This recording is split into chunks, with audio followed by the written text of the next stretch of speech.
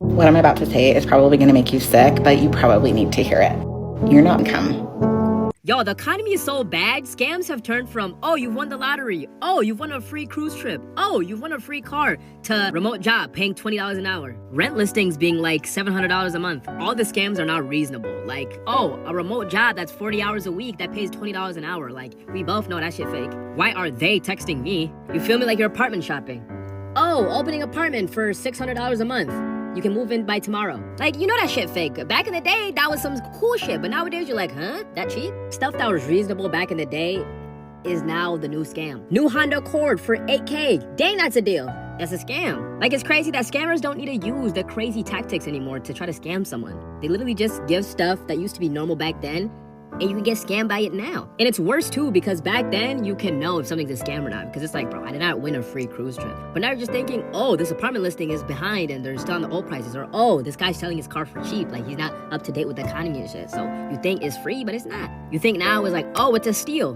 But nah, they stealing you. Like, this shit crazy, man. We gotta fix this. And yes, I'm working on something, so y'all stay tuned. You feel me? I'm gonna fix the inflation. So the President of the United States gives a primetime address to the entire country. And with everything going on right now, this motherfucker spends it bitching about the 2020 election. Are you fucking kidding me? People are dealing with skyrocketing grocery bills. Entire communities are underwater. Other parts of the country are literally on fire. Smoke is making the air unsafe to breathe in multiple states. We're being told to avoid fruits and vegetables so that we don't get diarrhea. He got us involved in another endless war overseas. People can't afford rent, can't afford health care, can't afford to exist, but this is what we're doing. And the best part, he was the fucking president during the 2020 election. His own administration investigated it. Courts have thrown out lawsuit after lawsuit because there is no evidence that widespread fraud changed the outcome. But right now, right before the midterms, we're dragging all this shit back out again. At this point, we all know what he's doing. He's laying the groundwork. That way he can tell everybody that the election was stolen when it doesn't go his way in November. Imagine you have the biggest microphone in the country and using it to bitch and whine about 6 years ago instead of talking about any of the problems that people are actually living through today. This man and this entire administration is fucking embarrassing. It's actually unbearable how broke everyone is. Hear me out. I went ahead and got this juice and it's $2.59. Less than 5 years ago, it'd probably been like $1. Not to mention, every single city's rent is extremely high.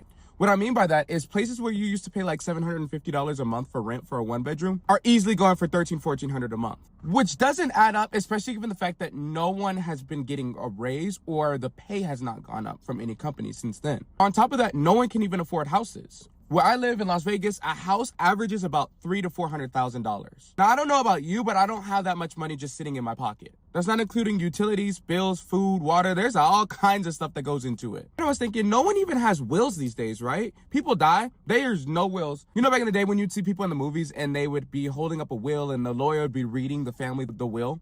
That ain't happening no more because nobody has any money. Not to mention, on top of that, the government's trying to tax us on everything. On gas, you're getting taxed. You want to breathe air, you're getting taxed. You want to drink some water? You're getting taxed. It's so crazy to think that our country's trillions of dollars in debt. And it's like, how? Because you're taking every single penny we got. Not to mention, not trying to get political, but there's a 25% tariff coming on other countries. So that's just going to make everything even more high. If I spend $78 at the grocery store, I only get like 4 things from my fridge.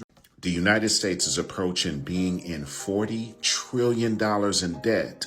And this is the information that you need to know. Shall we begin? Are you really ready for this conversation? Right now, this is something that we should watch because the debt continues to go up. And right now, in a country of about 335 million people, if you divide the national debt by every individual, man, woman, and child, we're talking about $118,000 per individual. And with no solution, it's this part that nobody's talking about. That debt per person is going to continue to go up at a tune of around $57 a day. That's how this debt is going out of control. It's about every 57 days, the debt rises another $1 trillion in this country. And here's the other fact I want you to understand, and it really talks about the purchasing power of the dollar. Since 2020, your purchasing power has lost about 23%. So that means $100 that you spent in 2020, that same $100 now is around, $77 right now. So imagine having to spend about $125 to $130 today to buy what you could have bought for $100 back in 2020. That's where we are. And we have to continue to watch this because it's going to affect all of us. I share this with you because I want you to know this is all playing its part in unraveling the old system. This is not sustainable. And it's one of the reasons why I feel when the new financial system gets ushered in, a lot is going to change. A lot of the structures that we have been used to over the last 50 years, they're going to look different. Stay locked in. Love and respect. And I look forward to seeing you in the next video. 60% of Americans will lose everything they got in the second quarter of 2026 under this administration. You guys see how many people lost their homes and got their cars repossessed? And look at the tariffs on China. We're still going back and forth with China, man, on tariffs, 145% tariffs. The gas prices is through the roof. The food prices, man, I don't even want to talk about. People are riding around on empty, man. So in the second quarter of 2026, a lot of people are going to lose their jobs, man. Y'all see what happened last month? 17,000 Spirit workers lost their jobs. There was something happened at, I can't remember the name of the place, where 30-something thousand people got notices before they even went to work. They got fired through email, man. I can't remember the name of the company, but it happened like 2 months ago. Repossessions, man, is up to 15,000 repossessions a day in the United States. And in most cases, people can't even hide their cars. Even if you hide them at a friend's house or in the garage, they got all those devices on where they can track the vehicle, no matter what state you in, where you put it at, man.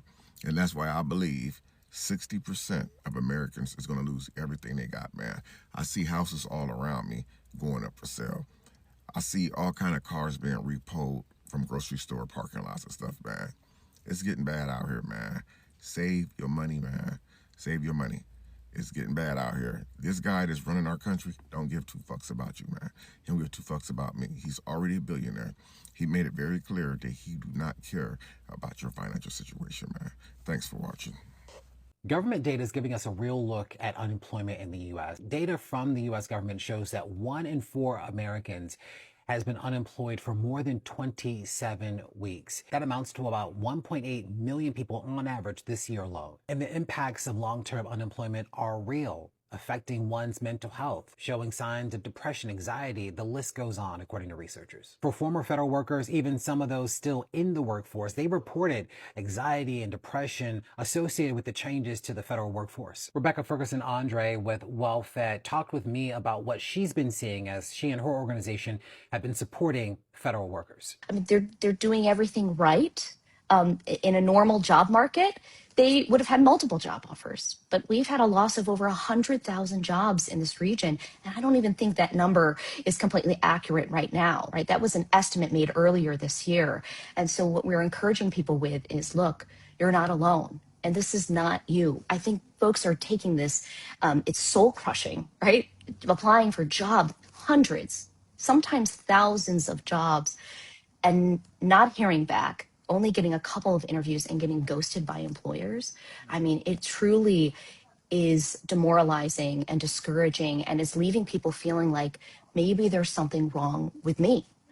And how we've been encouraging folks and coaching them is it's not you, right? There are some steps, there are some things we can do to refine your process and just understand that you're up against some really, terrible odds right now with the job market. You can check out her episode of Federal Workforce Fallout, the link in the bio.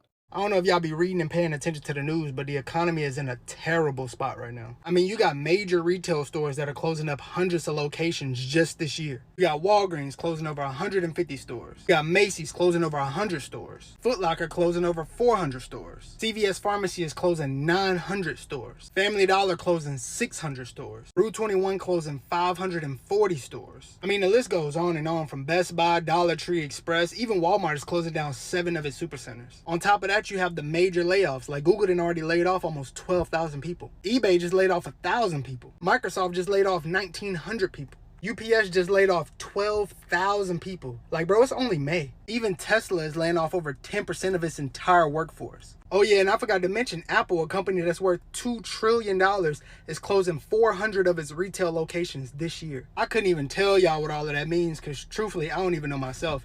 But if you anybody like me, you will find it ironic that it's all happening at once. But y'all let me know what y'all. So I feel like when we talk about federal minimum wage, we kind of skip over the conversation of purchasing power, which is like very relevant to the conversation. So in 1938, that was the first time they ever established a federal minimum wage. It was set at 25 cents an hour. Today, almost 90 years later, it's only went up $7. It is $7.25 an hour.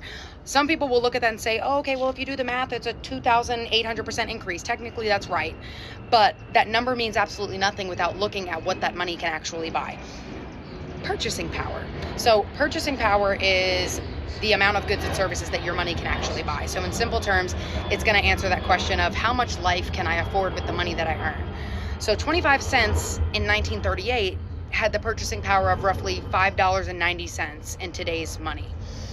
But this ignores another important concept, which is cost of living. This is the amount of money that's required to afford basic necessities. Housing, food, transportation, healthcare, other expenses, everything has went up.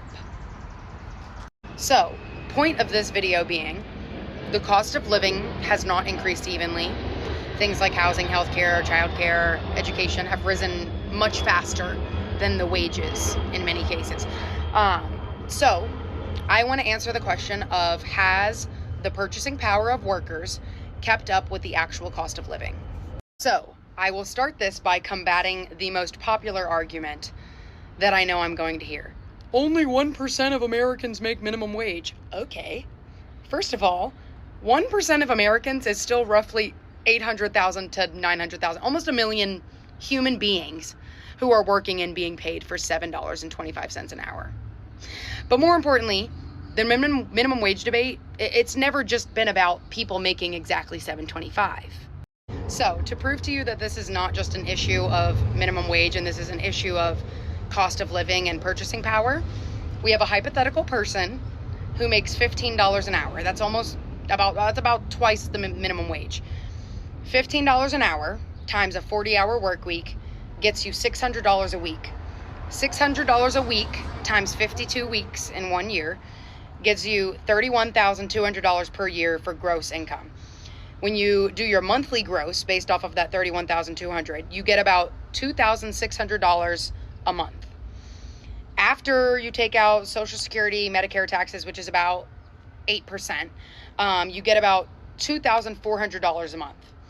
Then, taking into account federal and state taxes, depending on state and deductions, you're going to get about $2,100 to $2,300 a month. So your average one bedroom is about $1,300 to $1,400 a month. Average food for one adult is about $350 to $450 a month. Transportation, so your car payment average is about $700 a month. Insurance is about $200 a month, and that's generous because mine's $325. Gas, about $150 to $200 a month, again, generous. Maintenance for your car, about $100 a month. And then, utilities is about $200 a month, and that's generous. Your Wi-Fi, about $60 a month. Phone, about $75 a month. Healthcare, so you've got your prescriptions, your co-pays, insurance, premiums, out-of-pocket costs. That's going to be about $150 to $300 a month. And then you've got your household necessities, so like toilet paper, soap, cleaning supplies, laundry, hygiene. That's going to be about $100 a month. So your total is going to be about $3,535 a month. So your deficit is about $1,200 to $1,400 a month. So even making double the minimum wage with No kids, no childcare costs, no student loans, no credit card debt, no emergencies, no vacations, no eating out, no pets, you're still going to be short over $1,000 every single month on average. And another thing I found is that the Bureau of Labor Statistics found that in 2023, roughly 30 million jobs in the United States pay less than $15 an hour. And that's about 1/5 of jobs in the United States. So if you hear anyone saying, oh, well, only 1% of Americans make the minimum wage. Yeah, well, actually 1/5 of them make less than $15 an hour, and they can't survive off of that. So you can argue all day, every day, oh, well, not that many Americans make $7.25 an hour. The statistics show that less than 1 million Americans make $7.25. Well, guess what? The statistics also show that roughly 30 million Americans are making less than $15 an hour. So what's your point? And another thing that we really need to talk about more when we talk about minimum wage is that there's an economic concept called a living wage, which is the amount of money a person must earn to meet their basic needs without relying on government assistance or going into debt. So a minimum wage and a living wage are not necessarily the same thing, even though they should be. But my point being is that the question we should be asking is not how many people are making minimum wage. Why does a person working full-time in one of the wealthiest countries in human history still struggle to afford a basic life? It's that's insanity. Like, the math does not math. So I know someone who owns a pretty good sized company, and they sell a product to consumers across the United States, and they make really good money. And they've been in business for over 25 years or more. And they're shutting down in a couple of months. I was shocked. I asked him why. He told me because of Trump's tariffs. It destroyed our company. And I thought he meant the most recent ones that Trump's threatening Canada with. And he said, no. When he did the first round of tariffs, that destroyed our suppliers from around the world. And it just trickled on down to us. And it took X number of months. And now our company is destroyed. Our supplier is destroyed. They're shutting down. I mean, I'm stunned. So I'm like, wait, so not just your business, but their business. These are not multi-million-dollar businesses, but pretty much million-dollar businesses. Small businesses here in the United States shutting down because of Trump's tariffs when he first came into office. And even though the courts said they were illegal and they dismantled them, and now these guys actually got money back from the tariffs that they paid, but it's too late. Their suppliers are destroyed. They're destroyed. They can't sell the business. No one wanted to buy it. No one wanted to buy their supplier's business. The supplier's going under. They're going under. And he said, I said, how am I just hearing about this? And he said, oh, everyone will be hearing more about this come around October or November. It'll take a while for it to, come into full effect. So around election time in November, he said, most of the people in the United States are going to know someone whose business was destroyed because of Trump's tariffs. And how do you think that's going to affect the outcome of the elections? What's striking about this story is in that some Americans are struggling, is that more people are thought they were financially secure are now admitting they don't recognize their own life anymore. For years, people were told that if they work hard, stay employed, and play by the rules, they won't be able to build a stable future. But many Americans now says that formula doesn't seem to work the way it used to. They are earning paycheck, yet they are skipping vacation, delaying medical appointments, cutting back on groceries, and wondering how they are supposed to get ahead. That's why this conversation matter is not just about higher prices, it's about confidence. When ordinary family begin questioning whether hard work is enough, it raises bigger questions about the direction of the economy and whether policymakers are addressing the problem people actually feel every day. Regardless of where people stand politically, one message keeps surfacing across the country. More Americans are saying they can no longer afford the life they believe they had earned. And when that becomes a common story instead of an isolated one, it is no longer just a personal struggle. It is a national conversation. Thank you. Bye-bye.